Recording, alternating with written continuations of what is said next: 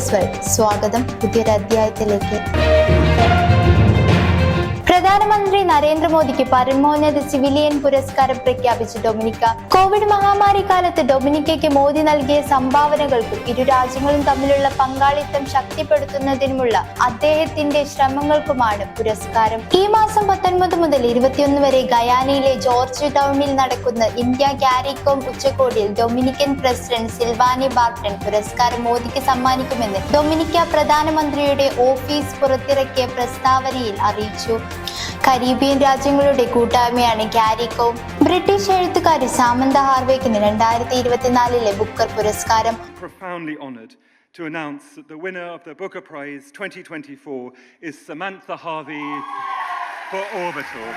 Orbital എന്ന science fiction നോവലിനാണ് പുരസ്കാരം. രാജ്യാന്തര ബഹിരാകാശ നിലയത്തിലെ യാത്രികരുടെ കഥയാണ് പുസ്തകം പറയുന്നത്. I would like to dedicate this prize, therefore, to everybody who does speak for and not against the earth, for and not against the dignity of other humans, other life. ദക്ഷിണാഫ്രിക്കയിലെ വടക്കു പടിഞ്ഞാറൻ പ്രവിശ്യയിൽ സ്റ്റിൽഫോണ്ടെയിനിൽ ഖനിയിൽ കുടുങ്ങിയ 4000 അനധികൃത തൊഴിലാളികൾക്ക് ഒരു തരത്തിലുമുള്ള സഹായം നൽകില്ലെന്ന് സർക്കാർ അറിയിച്ചു. ഉപേക്ഷിക്കപ്പെട്ട സ്വർണ്ണഖനികളിൽ അനധികൃത ഖനനത്തിനിറങ്ങുന്നവരെ പിടികൂടുന്നതിന് സർക്കാർ തന്നെ ഖനിയുടെ പ്രവേശന കവാടം അടയ്ക്കുകയായിരുന്നു. ഭക്ഷണവും വെള്ളവുമില്ലാതെ ഗതികെട്ട് പുറത്തുവരുന്ന തൊഴിലാളികളെ അറസ്റ്റ് ചെയ്യുമെന്നും മന്ത്രി ഗുംബുത്സോ എൻഷവേനി അറിയിച്ചു. ദക്ഷിണ ക്യൂബയിൽ ശക്തമായ 2 ഭൂചലനങ്ങളിൽ വൻ നാശനഷ്ടം.